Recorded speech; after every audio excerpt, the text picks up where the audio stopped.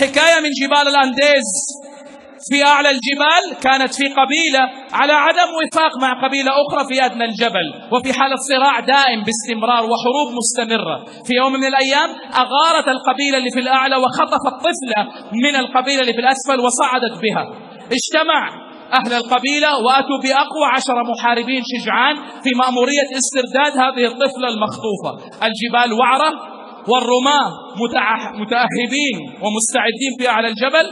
حاولوا على مدار 10 أيام إنهم يقتربوا من هذه القرية اللي فوق اللي في الأعلى، ما استطاعوا بسبب إنهم مكشوفين للرماة. فرجعوا إلى القبيلة وقرروا إنهم يقولوا استحال نعمل هذه المأمورية، وهم بيلموا عزالهم وراجعين، وإذا بامرأة كبيرة في السن نازلة من الجبل لوحدها ومعها الطفلة.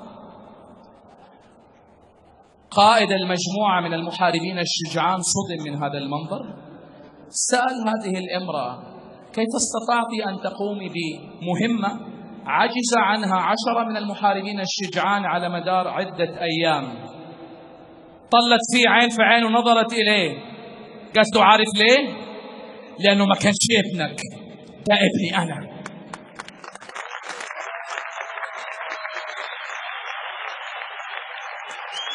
She got reasons وعندها أسباب. When you have big enough reasons وعندك أسباب كبيرة حتدبر نفسك. ما الذي يفعل الشغف من أجلنا؟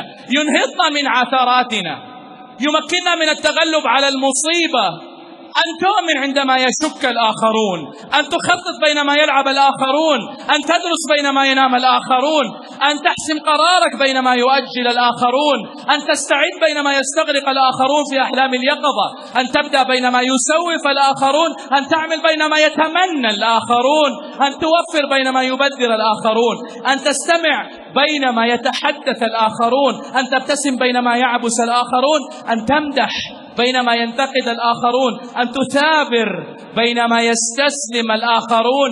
هذا ما يعطيك إياه الشغف. لازم يكون عندك شغف. تبى تكون ناجح في أي حاجة في حياتك you gotta be hungry. لازم تكون جيعان، مش لأكل، لنجاح، لمعنى، لإضافة، لبصمة. تبى تكون ناجح you gotta be hungry. لازم يكون عندك عارف الرغبة المشتعلة الداخلية. هذا اللي حتخليك توصل إلى ما تريد.